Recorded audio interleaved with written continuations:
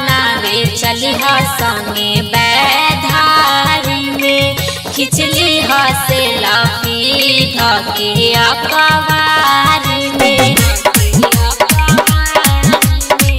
picnic मनावे चलिहा संगे बैधारी में खिचली हसे लाफी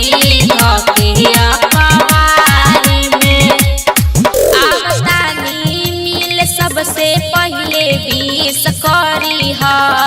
आब मिले तोहरा से जानी खीस करी हा